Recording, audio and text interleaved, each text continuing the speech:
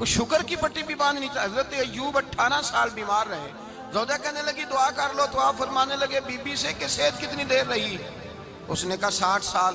تو آپ فرمانے لگے ذرا بیماری کو بھی 60 سال گزر لینے دو, پھر دعا بھی کر لیں گے. یہ دعا کی, اللہ یہ لفظ کہے, اللہ نے صحت دے دی, تندرستی آ گئی. ایک دن گھر میں بیٹھے بیٹھے زوجہ کہنے لگی کہ ایوب یہ بتاؤ دکھ اچھے کہ سکھ؟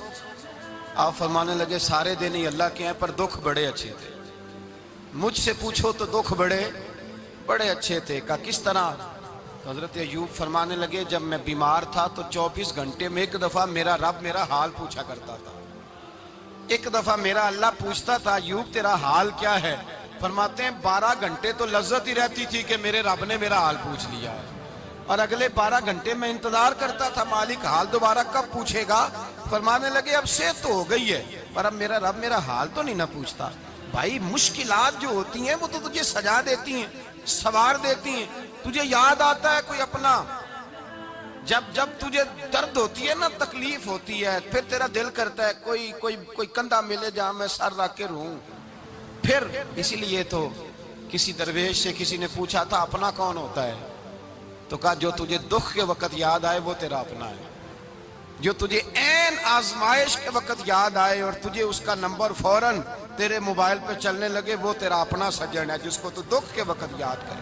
تو بھائی مشکلات کے بعد جو اللہ آسانی دیتا ہے.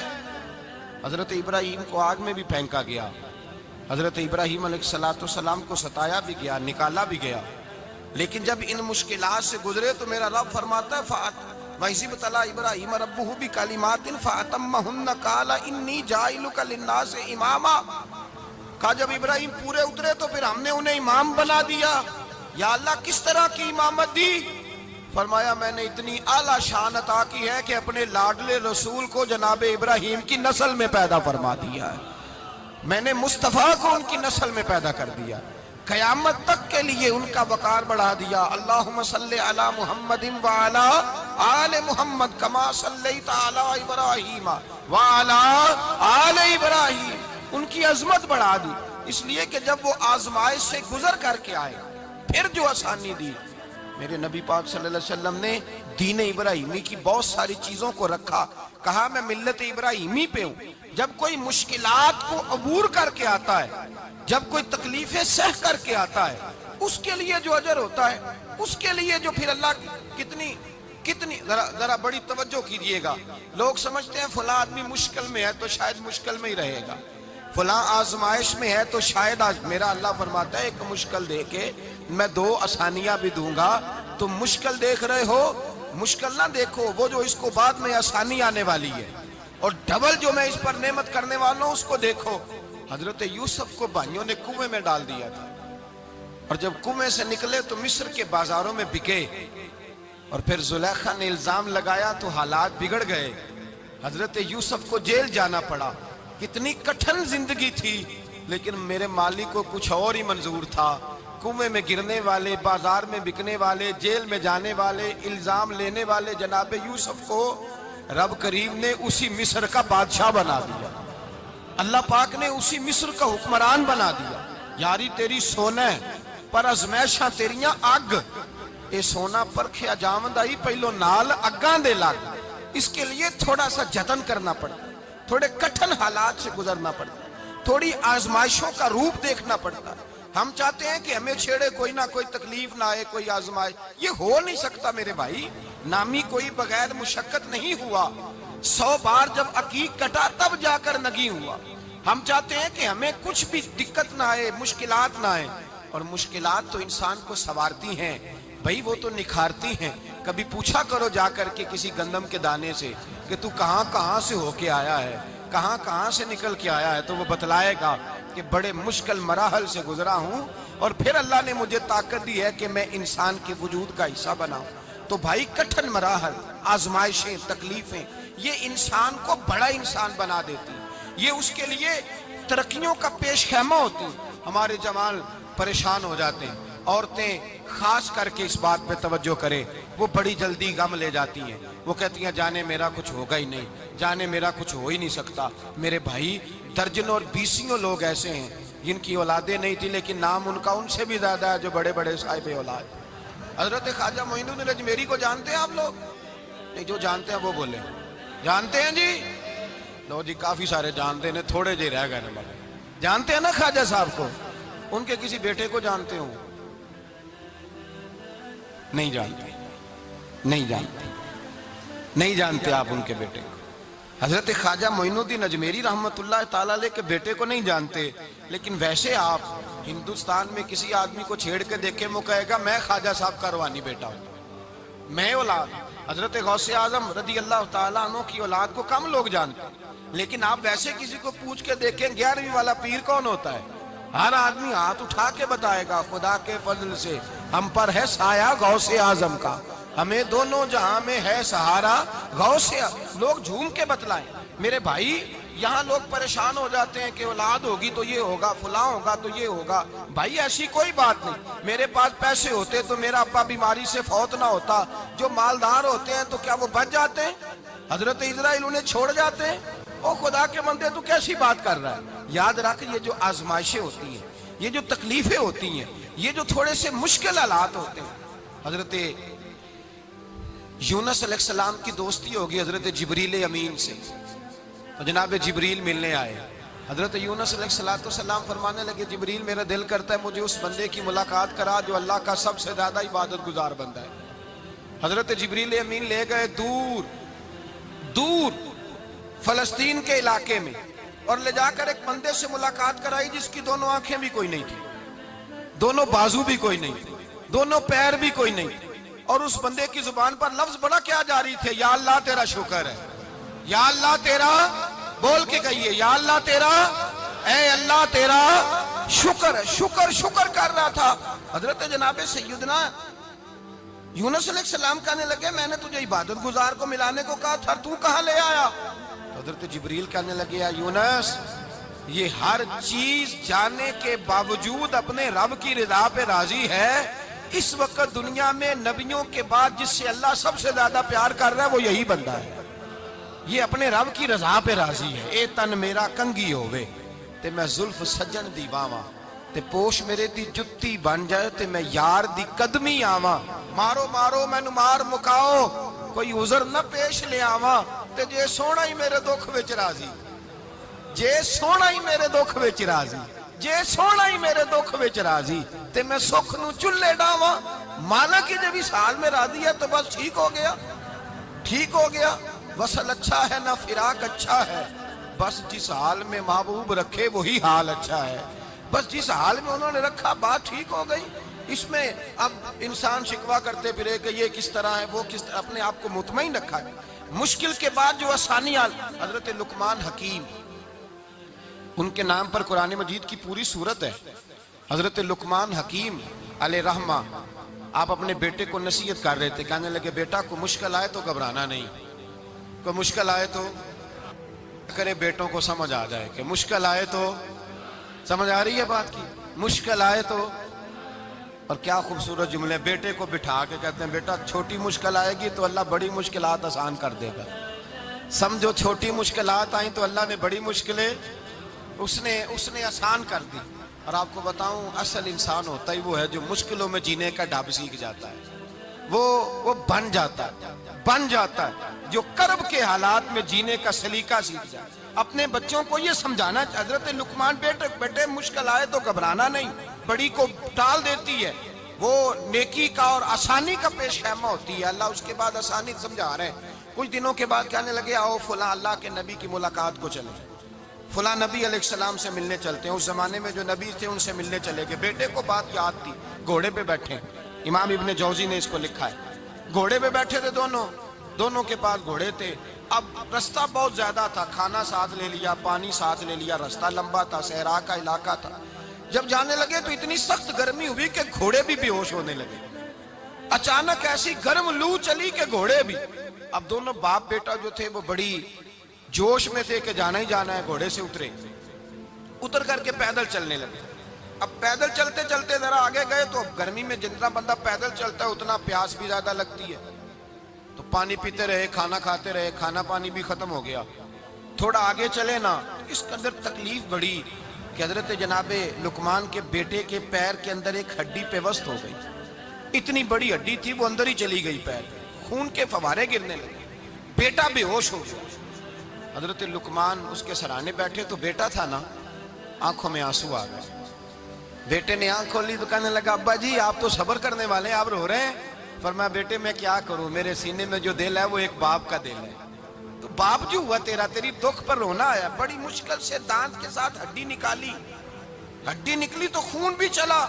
صاحب زیادہ کہنے لگا حضور آپ نے تو کہا تھا ہر مشکل کے بعد آسانی ہوتی ہے، اور چھوٹی مشکل دے کے اللہ بڑی سے بچا لیتا ہے، تو ہم تو اچھے کام چلے تھے، مشکل پہ مشکل، مشکل پہ مشکل، یہ کیا ہے؟ حضرت لقمان کہنے لگے بیٹا نہ تو رب کی حکمتوں کو جانتا ہے نہ پوری طرح میں جانتا ہوں، لیکن جو میں نے کہا تھا وہ بات سچی ہے۔ فَإِنَّ مَعَ الْعُسْرِ يُسْرًا إِنَّ مَعَ الْعُسْرِ يُسْرًا، اللہ ہر مشکل کے بعد آسانی عطا فرمائے گا، اور فرمایا میرا ایمان ہے کہ ضرور ضرور عطا فرمائے گا۔ یہ بات کہہ رہے تھے کہ سامنے سے دھواں اٹھا، اتنا سخت دھواں اٹھا کہ آپ نے سوچا شاید وہاں بادیا وہاں جاتے، وہاں چلنے لگے تو پیچھے سے کسی نے آواز دی ٹھہر جاؤ، رکو، وہیں رک گئے۔ تھوڑی دیر گزری تو کہا رک جاؤ، جب رکے تو ایک بولنے والا بولا، کہنے لگا تمہارے لیے تھوڑی دیر کے بعد جانوروں کا بندوبست کر دیا جائے گا، کھانے کا بھی بندوبست ہو جائے گا، بچے کا پیر بھی صحیح ہو جائے گا، چلے جانا، لیکن ذرا ٹھہرو۔ حضرت لقمان کہنے لگے بولنے والے تو کون ہے؟ تو کہنے لگے میں اللہ کا فرشتہ ہوں، میں اللہ کا فرشتہ ہوں۔ کہا اللہ کے فرشتے اور یہ سارا کچھ کیا ہے؟ تو فرشتہ کہنے لگا اصل بات یہ ہے کہ سامنے بستی پر مجھے عذاب نازل کرنے کا حکم ملا تھا، آپ بڑی تیزی سے آ رہے تھے، میں نے رب سے دعا کی کہ اللہ اس باپ بیٹے کی غلطی کوئی نہیں، مہربانی فرما۔ رب نے پہلے آپ کو صحرا میں الجھایا، پھر میری دعا کی برکت سے آپ کے گھوڑے ٹھہر گئے، پھر میری دعا کی برکت سے آپ کا پانی ختم ہوا، پھر میری دعا کی برکت سے آپ کے بیٹے کو زخم آیا، پھر میری دعا کی برکت سے سامنے سے دھواں اٹھا۔ فرمایا یہ جو تمہیں مشکل پہ مشکل آ رہی تھی، یہ تو میرا رب تمہیں عذاب سے بچانا چاہ رہا تھا، یہ جو تمہیں مشکل پر مشکل آ رہی تھی تو میرا مالک تمہیں عذاب سے بچا رہا تھا، تم سمجھ نہیں رہے تھے۔ حضرت لقمان نے بیٹے کی طرف دیکھا تو بیٹے کہنے لگے ابا جی بات بالکل سچی ہے، افضل الذکر لا الہ الا لا الہ الا، اور پھر پڑھنے لگے حسبنا اللہ و نعم الوکیل نعم المولا و نعم النصیر۔ یہ ورد ہونے لگے۔ بھائی جب تجھے مشکل آتی ہے، آزمائش آتی ہے، تو اس وقت سمجھتا ہے پتہ نہیں میرے ساتھ کیا بننے لگا ہے۔ اللہ تبارک و تعالیٰ چھوٹی مشکل دے کے تجھے بڑی سے محفوظ رکھتا ہے، چھوٹی بیماری دے کے تجھے بڑی سے محفوظ رکھتا ہے۔ بلکہ میں ایک دفعہ ایک تکلیف میں، ایک آزمائش میں مبتلا ہو گیا، تو میں نے اپنے حضرت سے کہا کہ حضور سارے دکھ کٹھے ہی آ گئے، کیا کیا جائے؟ تو آپ فرمانے لگے بڑے خوش نصیب ہو، جوانی میں اللہ نے دکھ دے دیے، بڑھاپے میں آئے تو برداشت نہیں ہوتے، یہ تو بڑے وقت پہ آ گئے، شکر ادا کرنا چاہیے، اس زمانے میں برداشت نہیں ہوتے، اب آسانی ہے، ان کو برداشت کرو، ہمت کرو۔ میرے بھائی یاد رکھیں آزمائشیں، تکلیفیں آپ کو بڑا کرنے کے لیے آتی ہیں۔ ہم آزمائش کو برا جانتے ہیں، دکھ کو برا جانتے ہیں، دکھ تو بڑے پیارے ہوتے ہیں، یہ رونے کا سلیقہ سکھاتے ہیں، یہ اللہ کو منانے کا طریقہ سکھاتے ہیں، یہ مسجد میں جانے کا۔ وہ جو سکھی بندہ ہے نا، سکھی، مجھے ایک صاحب کہنے لگے دو قسم کے لوگ مدینے سے آتے ہیں، مدینہ شریف پوچھنے لگے، کہنے لگے حضرت جی دو قسم کے بندے ہیں، کچھ واپس جاتے ہوئے تڑپ رہے ہیں، کچھ تصویریں کھینچ رہے ہیں رخصتی کے وقت، فرق کیا ہے؟ تو میں نے کہا وہ جو تصویریں کھینچ رہا ہے وہ امیر آدمی ہے، اسے پتہ ہے کہ میں پھر ٹکٹ لے لوں گا، مہینے کے بعد پھر آ جاؤں گا، اور یہ مدینہ چھوڑتے ہوئے تڑپ رہا ہے، یہ کوئی غریب ہے، یہ کہہ رہا ہے پتہ نہیں دوبارہ موقع ملے کہ نہ ملے، یہ دکھی ہے، یہ آزمائش میں دکھی۔ سکھی بندہ تو مکے جا کے نہیں روتا، وہاں بھی کھڑا ہے، ڈٹ کے کھڑا، دکھی کوئی نہیں تو روئے کیسے؟ روئے کیسے؟ دکھیے دی گل دکھیا ہی جانے، دکھیے دی گل، کیا خوبصورت لفظ ہے میاں صاحب کی، اور لفظوں میں حسن دیکھے، کہنے لگے دکھیے دی گل اے دکھیا ہی جانے، تے سکھیے نو کی خبراں، تے یار جنہاں دے موت نے مارے روندے نہیں تک تک قبراں۔ یہ مشکل مرحلہ ہوتا ہے، جب انسان تکلیف میں ہوتا ہے پھر اسے احساس ہوتا ہے، اور تکلیف والے کو ہی تکلیف والے کی تکلیف کا احساس ہوتا ہے۔ جب آپ کو اللہ مشکل دیتا ہے تو سمجھ لیں رب آسانی دینا چاہ رہا ہے، جب تیز دھوپ آتی ہے تو سمجھ لیں اللہ گرم ہوا گزار کے ٹھنڈی بارش برسانا چاہ رہا ہے، اور جب چاروں طرف سے گھٹن ہو، پنجابی میں کہتے ہیں گمہ لگ جائے، تو پھر سارے بول کے کہتے ہیں اب جو طوفان آئے گا وہ سخت ہی آئے گا، اس لیے کہ گھٹن جتنی زیادہ ہوتی ہے پھر فضل بھی اتنا۔ جن لوگوں نے تکلیفیں زیادہ سہی تھی رب نے عزتیں بھی زیادہ ہی عطا فرمائی، جن لوگوں نے تکلیفیں زیادہ سہی نا انہیں اللہ نے درجہ بھی۔ حضرت بلال حبشی نے بڑی تکلیف سہی، مارا کرتا تھا امیہ، بڑا مارتے تھے، اتنا مارتے تھے کہ موٹے، آپ نے کبھی دیکھے ہیں دیہاتوں میں موٹے موٹے پائے ہوتے تھے چار پائیوں کے، موٹے موٹے پان کی چار پائیاں اور بڑی چار پائیاں کافر بچھا کے بیٹھ جاتے اور حضرت بلال حبشی کے پیر ان کے نیچے رکھ دیتے، ہاتھ ان کے نیچے رکھ دیتے، آگ لوہا گرم کر کے اس کے اوپر ننگے بدن لٹا دیتے۔ مکے نے بڑی آزمائشیں دیکھی، پھر اسی مکے نے مدینے نے عجیب رنگ دیکھا کہ میرے نبی معراج سے واپس آئے اور حضور نے عظمت دی، فرمایا بلال یار تیرا بڑا مقام ہے، تو مدینے میں چل رہا تھا اور میں جنت میں تیرے قدموں کی آواز سن رہا تھا، کتنا تیرا مقام ہے، کتنا تیرا درجہ ہے، میں وہاں تیرے چلنے کی آواز سن رہا تھا۔ حضرت ابو بکر صدیق رضی اللہ تعالیٰ عنہ نے اس زمانے میں حضور کی نوکری کی جب دوسرا جانثار کوئی نہیں تھا، سارے لوگ تانے دیتے، کہتے ابو بکر تو اکیلا ہی سیانا ہے، سارا مکہ مخالفت کرتا ہے، تو جان ہی نہیں چھوڑتا، سارا زمانہ مخالفت کرتا۔ ابو بکر صدیق نے مال بھی دیا، جان بھی دی، شہزادی حضرت عائشہ بھی دی حضور کی خدمت میں، ہر چیز لٹا دی۔ دنیا کو پتا اس دن چلا جس دن میرے رسول پاک صلی اللہ علیہ وسلم مسجد نبی میں بیٹھے تھے، درجنوں صحابہ تھے، حضور نے فرمایا ابو دردہ کو تو بلاؤ۔ جناب ابو دردہ حاضر ہوئے تو کہتے ہیں حضور کا چہرہ دیکھا تو ناراضگی ہے چہرے پہ، میں نے دیکھتے ہی کہا حضور آپ مجھ سے ناراض ہیں؟ حضور نے فرمایا ہاں میں ناراض ہوں۔ جب یہ لفظ کہے تو میں کانپنے لگا، حضور ناراض ہو گئے؟ میں نے کہا یا رسول اللہ میری غلطی۔ تو نبی پاک نے فرمایا تو میرے ابو بکر کی عظمت نہیں جانتا؟ حضور جانتا ہوں۔ حضور کیا ہوا؟ نبی پاک نے فرمایا کل تو گلی میں گزر رہا تھا، ابو بکر بھی گزر رہا تھا، تو نے سوچا ہی نہیں تو میرے ابو بکر کے آگے آگے چل رہا تھا؟ یہ خیال ہی نہیں آیا تجھے پتا نہیں کہ جس نے میرے ساتھ نیکی کی میں نے بدلہ چکا دیا ہے، ابو بکر کا بازو تھام کے اللہ کی بارگاہ میں لے جاؤں گا، میرا رب بھی اسے بدلے عطا فرمائے گا۔ یہ عظمت، یہ شان، یہ بلندی اور رفعت مشکلات سے گزرنے کے بعد ملی۔ میرے نبی پاک صلی اللہ تعالیٰ علیہ وسلم کے ساتھ مولا کائنات شیر خدا حضرت علی نے 9 سال کی عمر سے وفات شروع کی اور تا دم آخری حضرت علی نے وفا کی مصطفیٰ سے، کٹھن مراحل سے گزرے، کٹھن مراحل سے۔ حضرت علی کہتے ہیں میں ہر جنگ میں ہر جہاد میں ساتھ تھا، پر جس دن مکے اور مدینے سے آنے والوں کو حضور بھائی بھائی بنا رہے تھے، مہاجر اور انصار کو بھائی بھائی بنا رہے تھے، فرماتے ہیں میں تنہا کھڑا تھا، کوئی کسی کا بھائی بن گیا، کوئی کسی کا بھائی بن گیا، میں اکیلا کھڑا تھا اور میں سوچ رہا تھا کہ یار میں کدھر جاؤں۔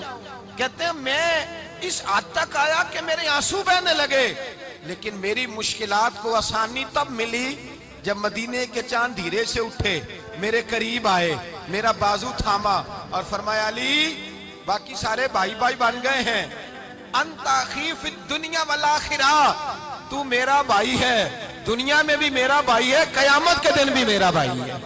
حضور نے اعزاز دیا اور غدیر خم کے موقع پر حضرت علی کا بازو تھام کے کھڑا کر کے حضور نے فرمایا من کنت مولا ہوں فہذا علی مولا، فرمایا جس کا میں مولا ہوں اس کے علی بھی مولا ہے۔ محبوب پاک سید عالم صلی اللہ علیہ وسلم نے جن لوگوں نے مشکلات برداشت کی پھر ان کو اعزاز ملا، ان کو درجے ملے، ان کے لیے جو آسانی۔ حضرت عثمان غنی نے صحابہ میں سب سے زیادہ مظلومیت کاٹی، سب سے زیادہ مظلومیت، 40 دن پانی بند رہا، کھانا بند رہا، تکلیف اور آزمائش کا وقت ہوا۔